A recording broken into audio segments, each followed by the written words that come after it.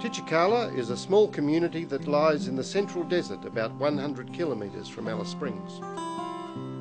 At this time there is much to consider about the nature of Aboriginal communities and the many challenges that Aboriginal people face in remote Australia.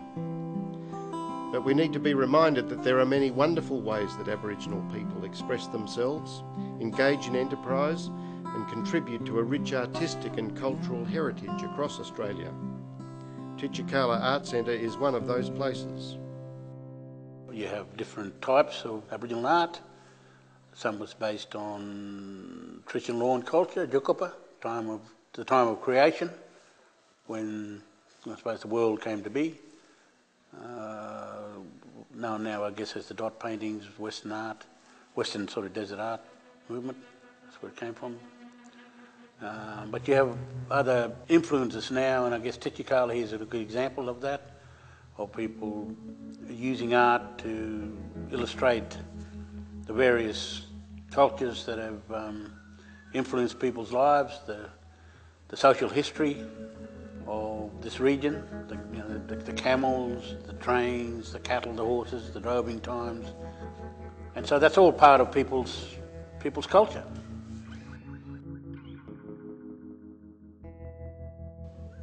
The gallery here complements the work that's done by the artists and the community itself.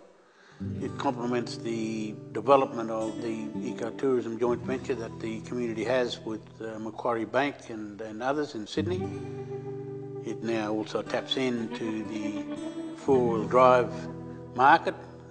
We're on a four-wheel drive route here. Basically, people come across the Simpson Desert, up through South Australia, from the ranges, head to Alice or out west, and they drop in here, and so the Art Centre now has become more of a opportunity for those to experience the bigger picture of what goes on in outback Australia.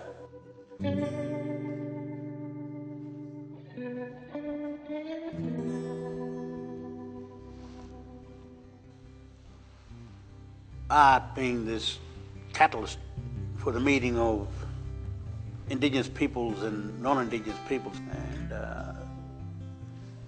it's a multi-million-dollar industry, and it's almost a self-generated one. It's come out of the people. It's come out of the people themselves. It's homegrown. It hasn't been imposed, and it started just with bits of scrap, basically, but people's knowledge, their intellectual knowledge. So it's come out of the people themselves. It is now a multi-million-dollar industry. It's something unique to Australia, the Aboriginal art industry itself. But it creates so much wealth for Australia, and I think sometimes that's forgotten, that Aboriginal people have actually created this industry.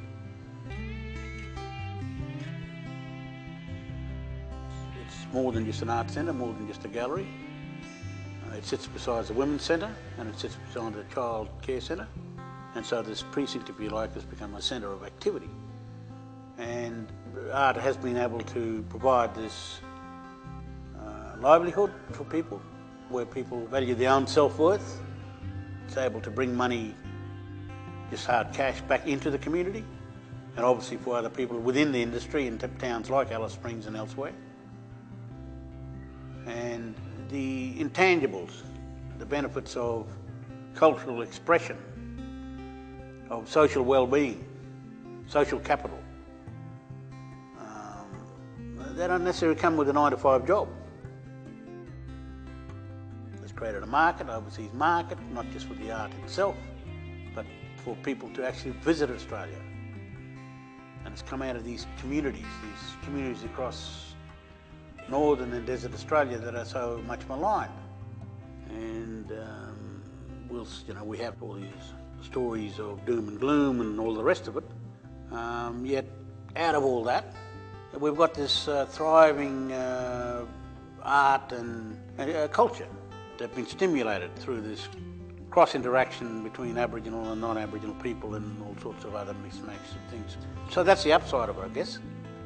I mean, the downside, we hear about that, and we know, to a certain extent about it, and that's partly why we've got the broader approaches that are going on with the government right now.